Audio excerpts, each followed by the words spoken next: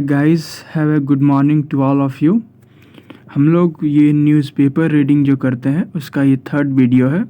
अगर आप लोग पहले वो वाली वीडियोस नहीं देखें तो वो आप देख सकते हैं, जाके चैनल पे ही है। तो हम लोग न्यूज़पेपर से इंग्लिश सीखते हैं यहाँ पे, जो कि हम लोग एक आर्टिकल उठाते हैं और उसके थ्रू हम लोग जाते हैं। अगर आप रेगुलर यहाँ पे वो सारी चीज़ें जो वीडियो में बताई जाती है अगर ध्यान से देखते हैं तो आने वाले कुछ टाइम में आपका English grammar, vocabulary, reading comprehension, जिसको हम लोग आरसी भी बोलते हैं, पैसेज, स्पोकन इंग्लिश और PQRS, ठीक है, इतने सारे चीज़ पे आपको एक बार में ढंग से कमांड हो जाएगा, जिससे आपकी इंग्लिश की जो भी प्रॉब्लम है वो 70% to 80% अप्रोक्स ख़त्म हो जाएगी। तो आप लोग रेगुलर चैनल पे आके विज़िट करते हुए जितने सारे भी नए नए आर्टिकल बताया जाता है उसको ध्यान से देखिए, कैसे पढ़ा जाता है, रूल के साथ आपको बताया जाता है। तो हम लोग हर रोज़ वीडियो का शुरुआत एक अच्छे कोट से करते हैं। तो चलिए आज का कोट देखते हैं क्या है।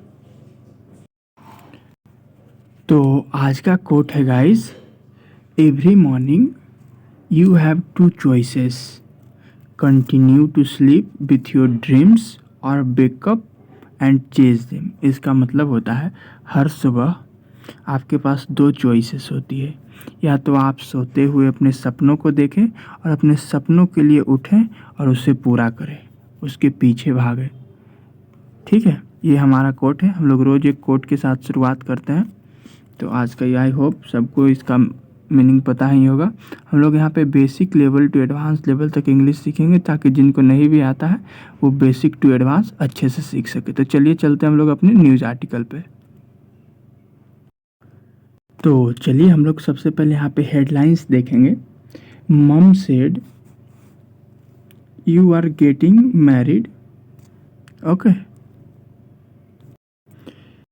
यहाँ पे हेडलाइंस है guys, mum said you are getting married on April 18। यहाँ पे देखिएगा, Aarushi on wedding. Mum said, यहाँ पे मम का मतलब हुआ मम्मी या मदर बोल सकते हैं, ठीक है।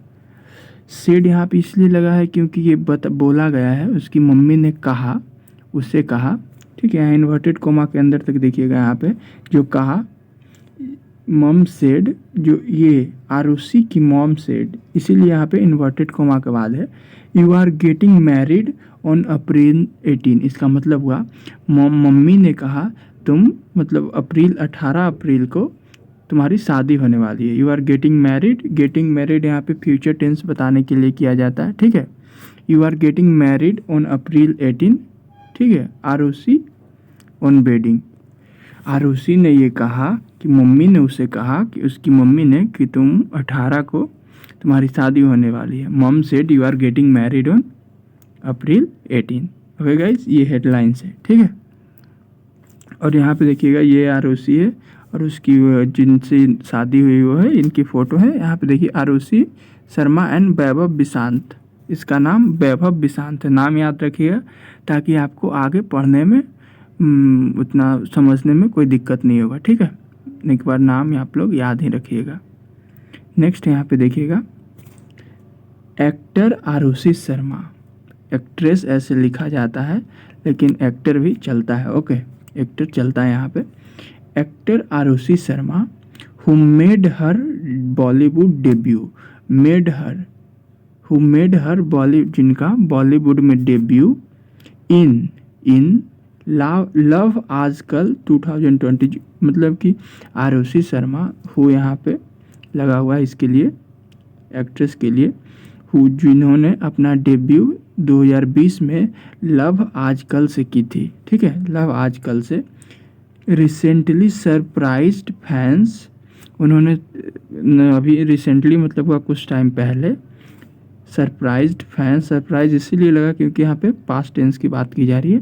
फैंस व्हेन सी, जब वो अनाउंस्ड हर बेडिंग, अनाउंस होता है लेकिन यहाँ पे अनाउंस्ड इसीलिए हुआ क्योंकि यहाँ पे पास्ट की बात की जा रही है, V2 लगा हुआ है, ठीक है। Announced her wedding to casting director, casting director से शादी की अनाउंसमेंट की वैभव बिशांत, वैभव बिशांत से शादी की उन्होंने अपना अनाउंस किया, ठीक है guys.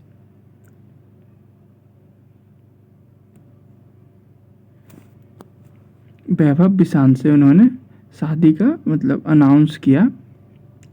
Announcer wedding to casting director Vaibhav Bisant. मैंने नाम इसलिए याद रखने को बोला था क्योंकि ये डायरेक्टर है, यही है वैभव बिसांत। ऑन अप्रैल 18 को चैल, चैल एक जगह का नाम है, इन चैल हिमाचल प्रदेश के चैल में अप्रैल 18 को वैभव बिसांत से एक्ट्रेस आरुषि शर्मा अपना वेडिंग अनाउंस की। सबको हैरान कर दिया अपना वेडिंग अनाउंसमेंट करके। ठीक है, शर्मा रिवील, यहाँ पे आरुषि के लिए ही शर्मा आया क्योंकि उनका रिवील्स इसीलिए आया क्योंकि ये जो है शर्मा के लिए आया।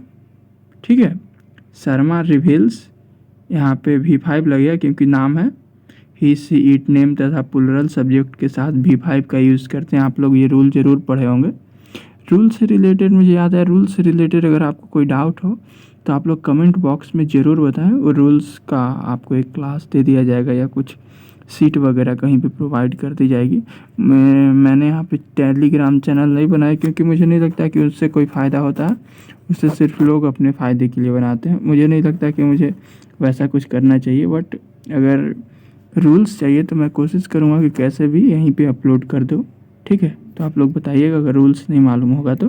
ठीक है, तो इसीलिए यहाँ पे लगा है रिवील्स लगा है क्योंकि सिंगुलर सब्जेक्ट है। ठीक है ना। द डिटेल्स मतलब बहुत सारी जो डिटेल थी अबाउट हर वायरविल्ड वेडिंग, मतलब जो कहा बहुत, मतलब वायरविल्ड का मतलब हम लोग समझ सकते हैं कि बहुत अनाउंसमेंट टाइप से, वैसी wedding. In her first interview after big day, मतलब पहले इंटरव्यू में शादी के बाद, मतलब शादी एक बड़ा दिन होता है किसी भी के लिए, उस दिन के बाद अपने इंटरव्यू में उन्होंने खुलासा किया। ठीक है, यहाँ देखोगे, देखिए, इफ़ आवर पेरेंट्स, अगर हमारे पेरेंट्स हैडंट पुश्ड अस, हैडंट इसीलिए लगा हुआ है क्योंकि इन्होंने बताया कि उन्होंने उस टाइम पे किया था, पास्ट में किया था। ठीक है, हैडंट पुश्ड अस, अगर हम लोग के हमारे पेरेंट्स पुश नहीं करते हैं द वेडिंग के बारे में, देखिएगा यहाँ पे बॉक्स लगा के बता दिया, वुडंट हैव बीन पॉसिबल। ठीक है, वुडंट हैव बीन पॉसिबल का मतलब हुआ कि अगर हमारे पेरेंट्स नहीं मानते या पेरेंट्स हम लोग को पुश नहीं करते तो ये शादी पॉसिबल नहीं हो सकती। यहाँ पे आप लोग को मैं एक बताना चाहूँगा, यहाँ पे देखिएगा एक रूल आया है। ठीक है,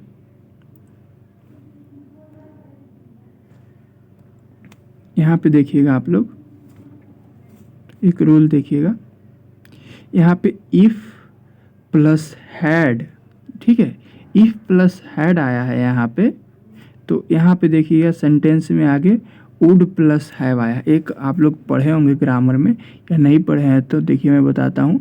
इफ़ प्लस हैड अगर सब सेंटेंस में हो एक सेंटेंस, तो दूसरा sentence already would plus have में होगा। ठीक है, वुड प्लस हैव में होगा। इफ़ प्लस हैड अगर होगा, अगर आपका कोई भी एग्ज़ाम में अगर एरर भी आता है, सब्जेक्ट उसमें रहेगा subject plus if plus had plus V3, तो एक सेंटेंस तो दूसरा sentence already would plus have में होगा। ठीक है, जिससे आपको करेक्शन करने में अच्छा होगा। वहीं पे यहाँ पे रूल अनाउंस हुआ, देखिए। ठीक है, हैव बीन पॉसिबल, यहाँ पे बीन इसीलिए क्योंकि टाइम के बारे में बताया जा रहा है। ठीक है, वुड हैव बीन। ठीक है, माई मदर सेड, मेरी माँ कही, you are getting married on April 18, उसकी मम्मी उसको बोली तुम 18 अप्रैल को यू आर गेटिंग मैरिड। ठीक है, तुम्हारी शादी होने वाली है। द 28-year-old शेयर्स, ठीक है, इन्होंने बताया 28 साल की है।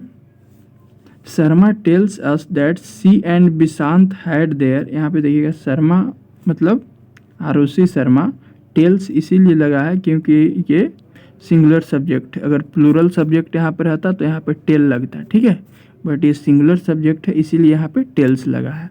चलिए इसको मैं थोड़ा और जूम कर लेता हूँ।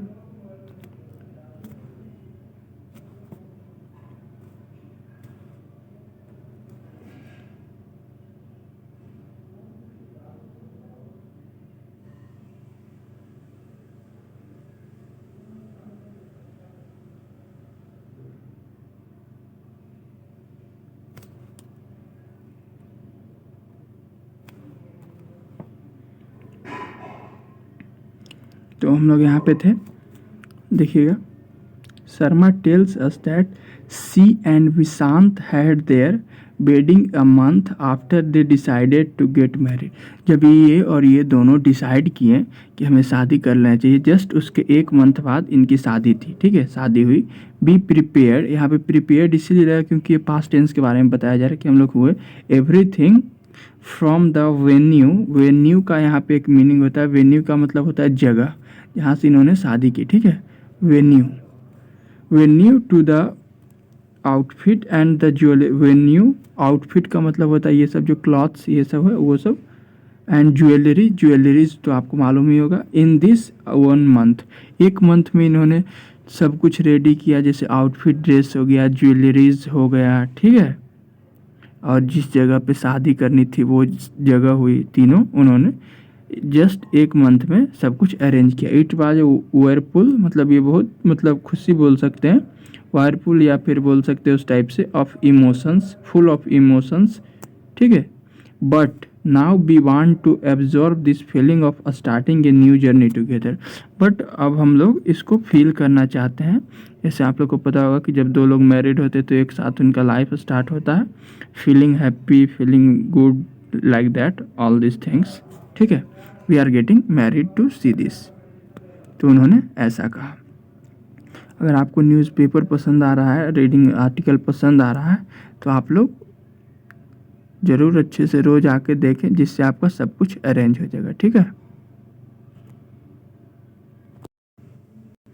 यहाँ पे देखिए, यहाँ तक हम लोग देख चुके हैं जर्नी टुगेदर। यहाँ पे देखिए talking about their love story. ये लव स्टोरी में यहाँ पे देयर इसीलिए लगा हुआ है क्योंकि यहाँ पे 2 लोगों की बात हो रही है, ठीक है।